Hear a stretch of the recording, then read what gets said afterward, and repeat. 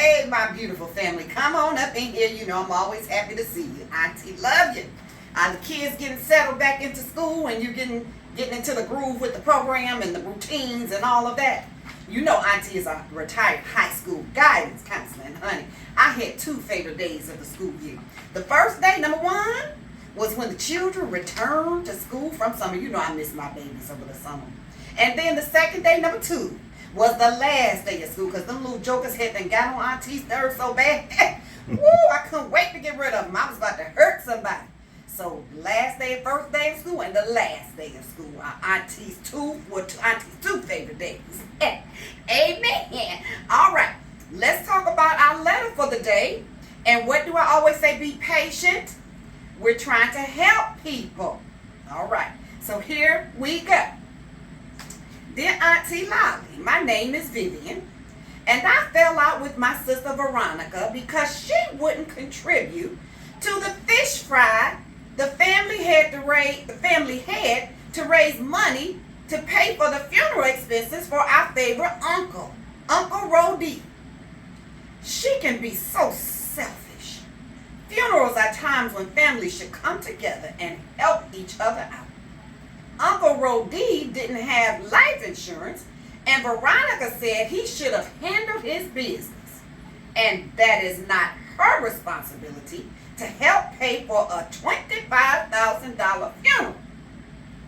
Uncle Rody said he wanted an elaborate funeral, including a horse-drawn carriage to carry his coffin. His kids, between the 3 of them, only had $2,000 for the funeral. Auntie, don't you think Veronica should have contributed and helped the family out? Love, Vivian. Well, Vivian, let me tell you, baby, you may not be happy with Auntie today, but you know Auntie got to tell you the truth. And I am on Veronica's side on this issue, baby, okay? Auntie does not believe in frying no fish to pay for nobody's funeral. You hear me? No, I don't believe in that. Let me tell you a story. I had a cousin. He was like a brother to me now. And he died without life insurance. And I did not contribute to the funeral costs. No ma'am, no sir. Because Uncle Leon, both of us, Uncle Leon and I told him repeatedly throughout his life to get him some life insurance policy so he could leave a little wealth for his children, and if he didn't want to leave it for the children, so that he could at least cover the burial costs, okay? So it wouldn't be a burden on anybody. Do you think he listened to me? Do you think he listened to Uncle Leon? No, he did not. He did not. Just trifling. Mm-hmm. Just trifling. Mm-hmm. Is that you, Uncle Leon? Be quiet, Uncle Leon. Just trifling?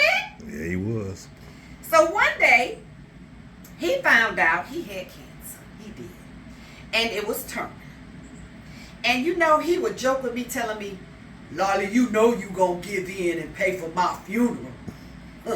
I told him, I said, okay, we'll see. So he died. May he rest in peace, God bless his soul.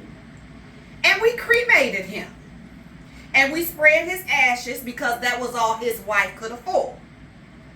And guess where we spread the ashes? In the parking lot of the state lottery office, which he loves so much. Okay?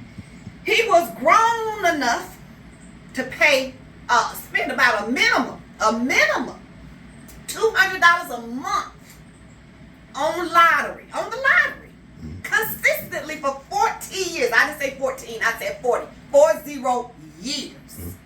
Okay?